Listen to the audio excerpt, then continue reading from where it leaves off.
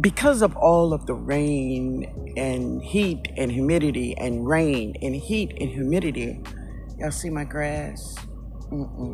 I don't like it. I don't like it. So I talked to Ben this morning, and Ben says, Linda, I went out in the garden this morning. I know the grass is high. He said, but I'm trying to catch it, when we're out of this rain thing. So he's gonna try to cut it this evening when, we get past the rain for today.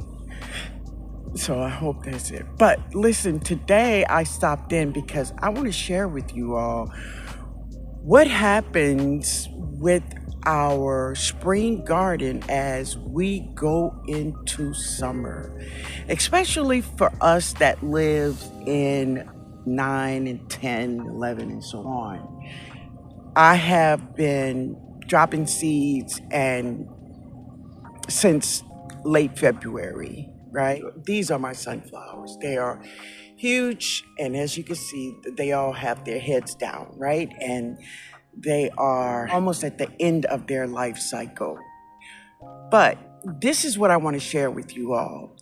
When your temperatures and your weather gets to be 85 and over every day, listen, your plants don't like it. When our temperatures get to be 85 and over every day, listen, your plants don't like it. There's so many things that happens to our plant when our temperatures get like this and holds like this, right?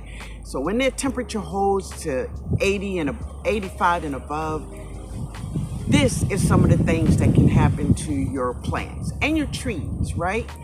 So I'm going to give you seven symptoms of what can happen to many of our plants and fruit trees when the temperatures stay above 85. This is why it's important that if you are growing a summer garden, that you find plants that is heat tolerant and love the heat. Because if you are growing spring vegetables in this kind of heat, this is some of the things that will happen to your plants. Check it out. Number one, your plants will lose water fast and absorb water slow in all of this heat. Yeah. So when you water, especially in this heat, deep water, that little sprinkling of water, no, deep water, baby, deep water. Count to 50. Count to 50. So number two is that your leaf will be rolling. Have you ever seen your leaves roll on the tree, right? And they start cupping. Yeah, I'll show you what that look like. Wait. Just like that, rolling and cupping. That's what you see on many of your plants. Now, your plants will do this rolling and cupping because of their leaves to reduce the surface area of exposed sun. Because most of our plants, our spring garden, we want it in full sun, right? So many of your plants, especially your annuals, they are in full sun because it's just an extenuation of our spring garden, right? Right. Number three, blossoms and fruit drops will happen. Your plants and trees may shed flowers and young fruits to conserve energy and focus on survival. They will drop those flowers and drop those fruits to stay alive, right? That's what they will do. That's what they will do, because it's too damn hot. Okay? So right now I'm sitting under the brown turkey. I gotta get these. I see some that's ready. I gotta get them before the birds do, because look at that. Y'all see that fig back there? Look at there. Yeah, they got it. They got it. They got it. But that's okay. So number 4 is yellowing of leaves, especially the lower leaves. They may turn yellow due to water deficiency. It's happened because, baby, when it get hot outside, we say, I'm going to water them a little later. Yeah. Number 6 is sunburn. Your leaves and flowers and fruits may show signs of damage from excessive sun exposure. It just means that the fruits, the leaves, they're sunburned. That's what they are.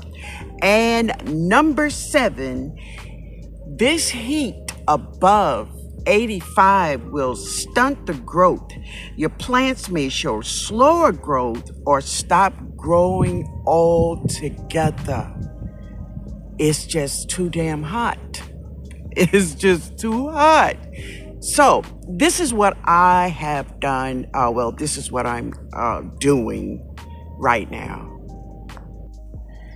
So many things I'm doing. I have taken down my squash, cucumbers, and I'm in the midst of taking down all of my tomatoes. I've harvested a lot, and many of them are in the freezer. Yeah, but it's just many of my plants, because of the heat, they're scorched, they're burned, and it is just too hot, and it's definitely too hot for me to be out here. Now, this is my choice, right? Everybody have their own thing of what they do when they do it, but this is just my remedy for me. So my remedy for me is to clean up my beds with my tomatoes, cucumbers, and squash, get all that cleaned up, get that soil all fertilized, and I will be ready for my fall garden, because I'm not going to be playing out here in all of this heat. I ain't doing it, y'all. I ain't doing it. So as I have said, everybody have their own way of doing things and what remedies they have for their garden. This is just my remedy. So this is my lettuce. So, Mike, the chaotic gardener, I want you to know I have not found a snail in this container. Not a one. But this is what I do have. You all see, let me get close because I really want y'all to see this. So this, let me get the one, let me see, can I keep still? That is the bird nest fungi. That's the bird nest fungi. And there's a lot of them in this bed. Y'all see them? Now, what that means is that these mushrooms, this fungus is breaking down this organic matter in this soil, all the wood chips that's in here, all of the compost that's in here. They are just breaking this compost down. That is the process of nature. So when you see this in your garden, baby, don't get nervous. Don't get scared. They are not poisonous. They will not hurt you. They will not hurt your vegetables. This is just organic breakdown of compost matter.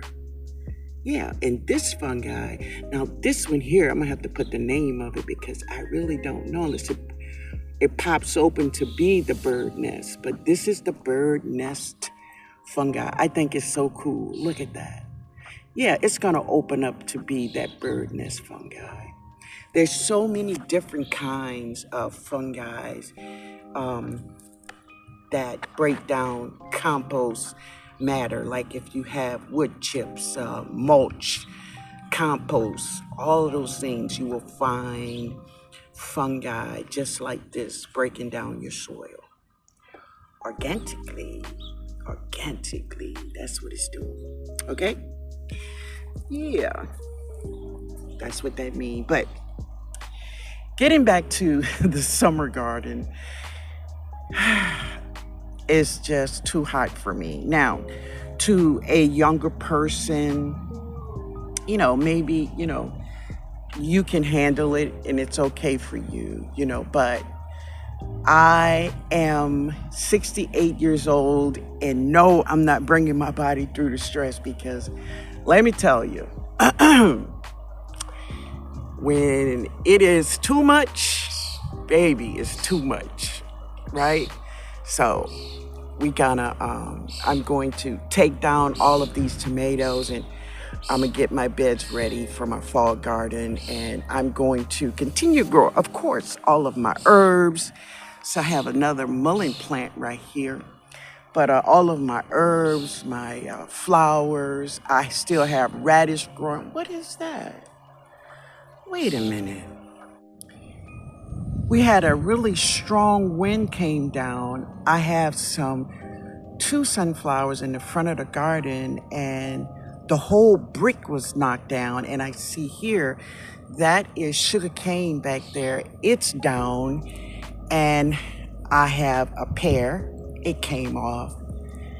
And there is another pear that came off. You see it right there?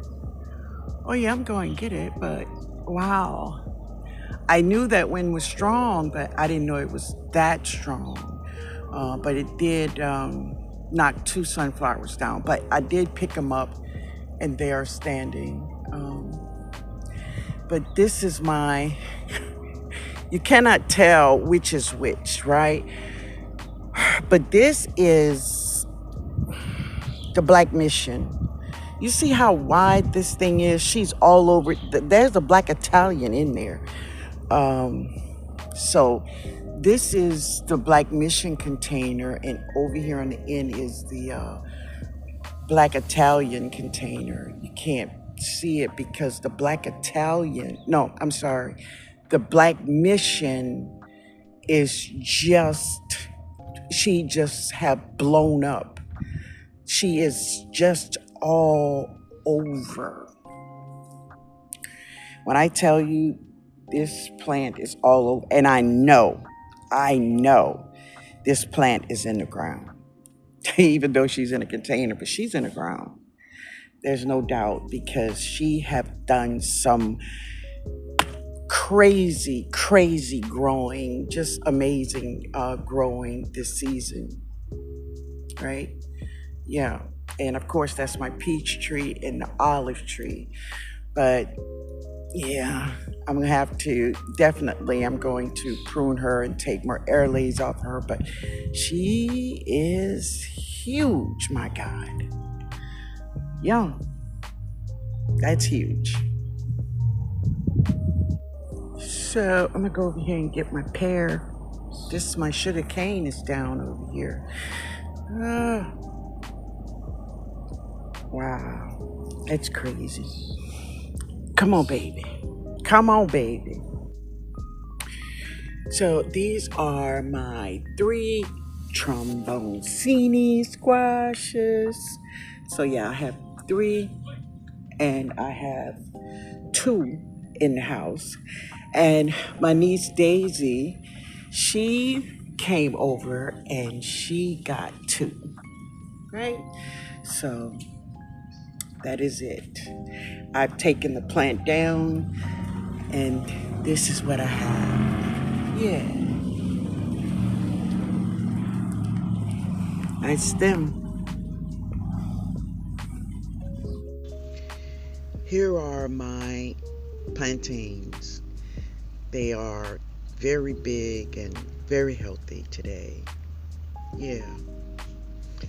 As usual, every year they get cut down, and every year they do this. Yeah. So they are very healthy and very big. But there is one thing I have noticed different this season from other seasons when it comes to these plantains. Now, I do have one rack of plantains in this bunch, right? But usually by this time I would have at least 3. At least 3. But there's only one. I'm expecting these trees every day, so that's the one right there. Yeah, all you have to do is look on the ground and yeah, you'll see her petals. But here they are. They strong, they healthy, and I'm just gonna see, what they will produce this season after all of the snow. Yeah, we'll see. We will see, family. I want to thank you all so much for hanging out with me today. Right? I hope you all enjoy your week. And I hope that I said something in this video that will help you in your garden. Alright? Alright, family. Later, y'all.